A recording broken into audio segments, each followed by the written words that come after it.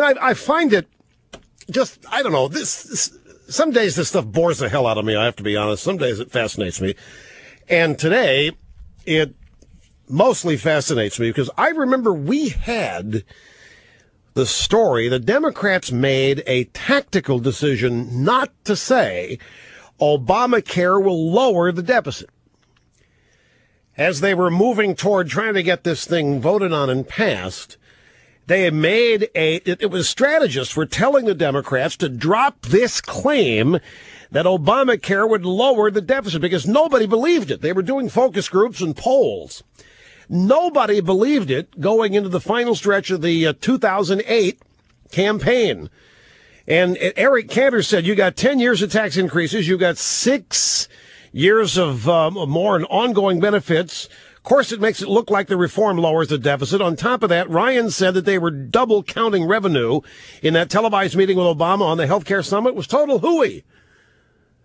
If you remember, the CBO's estimate,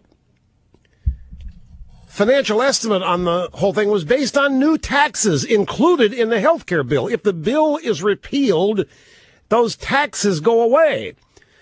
Now, it's the CEO figure was this whole business of $143 billion saved.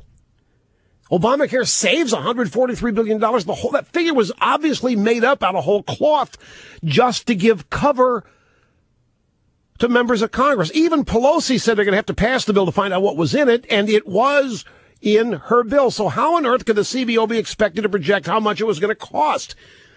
They just made it all up. Remember, the magic number was $1 trillion. They had to keep the cost under $1 trillion. Otherwise, they thought they'd lose the PR battle. During the mock, they played all kinds of games. Everybody knew the smoking, but why do 65% of the American people oppose this? Because they know it's all a lie. And so now all of a sudden, when the debt ceiling is a subject again, and deficit spending and getting it under control, all of a sudden now we're back to this thing the Democrats wanted no part of in the first place, was that Obamacare is going to reduce spending. And it's going to reduce the news. I mean, even the CBO folks admitted that the only way the health care bill would save money was if the health insurance penalty or tax was really high. You know, the requirement that you pay 15% or more of your income for health insurance or go to jail. That's the single most hated provision in the bill. It's almost certainly unconstitutional, to say nothing of other aspects of it. So, I'm glad they wait till I get back to start trying these tricks. I really am. I'm beginning it's probably very boring for people, not just this audience, probably very boring for everybody in the news cycle when I'm not here. Because none of this stuff happens. Sometimes big worldwide events take place, but I mean the normal hustle bustle day-to-day stuff sorts of takes a break. Now back to this, and we're going to get to your phone calls quick here, I promise. The Democrats are upset about so many things. The Constitution's a fetish. Scalia's going to come talk to members of the House about separation of powers. They can't stand that. And here from the New York Times, companies spend millions of dollars every year complaining to Congress about burdensome laws and regulations, pressing their concerns in public campaigns and private meetings. They rarely wait for invitations, but last month, a senior House Republican, Representative Darrell Issa, California, nevertheless dispatched letters to 150 companies, trade groups, and research organizations asking them to identify federal regulations that are restraining economic recovery and job growth.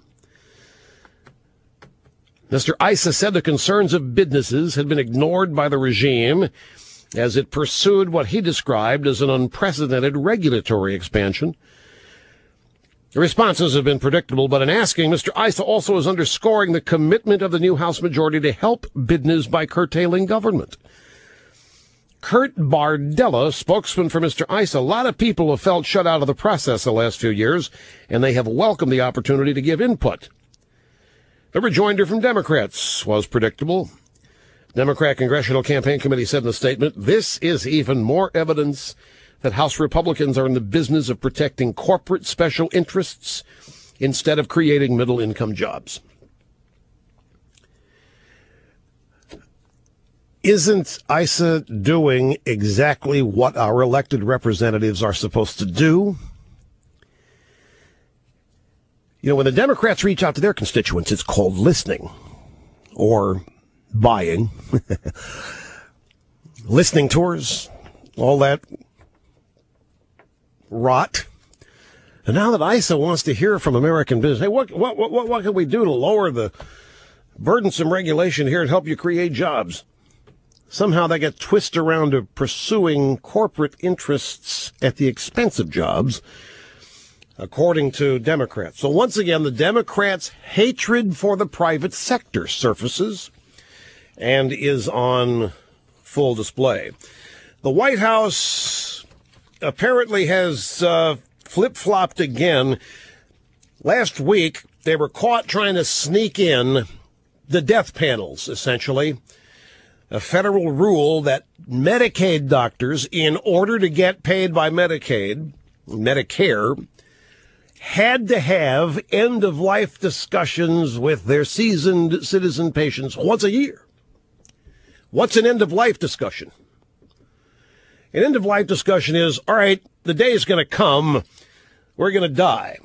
And you may know you're going to die before you're going to die, and we want you to figure out when it is you want to die, so we pull the plug. You won't be a burden on society, on Obama or Obama's health care plan. We got a lot of money to spend on a lot of people. At some point, essentially, these would not be the words, of course, but the doctors have to say, look, at some point you're going to become a burden. You're not productive. You're old. You're going to die anyway. The money spent on you is not going to be spent on you because it's being wasted because you're going to die pretty soon. So we'd rather spend healthcare money on younger people who have more of a chance to be productive and maybe vote for Obama a lot more times than you're going to be able to vote for Obama because you're going to die. And people got wind of this and said, aha, the death panels are back, death panels are back. And the regime said, no, they're not. Apparently, the criticism held because the regime has pulled out that requirement again today. So, the New York Times U.S. alters rule on paying for end-of-life planning. Obama dumps death panels as G.O.P. prepares to go after Obamacare. Of course, the question arises, why drop something that isn't there? Who was it that came up with the term death panel? You remember, Dawn? Sarah Palin, right. Sarah Palin came up with the term death panel. I think it was on her Facebook page. And you know what people say about Sarah Palin? She's an idiot. Sarah Palin? Don't make me choke. Don't make me. Sarah Palin? She's not intellectual and a pencil away. Sarah Palin never going to be president. Sarah Palin? Are you kidding me? She is clueless. Sarah, don't make me. Sarah Palin came up with the term death panel. Sarah Palin accused Obamacare of having death panels. They denied it. No, there aren't any death panels. But yet the White House has now said, okay, we're going to get rid of the death panel rule. How can you get rid of something that wasn't there?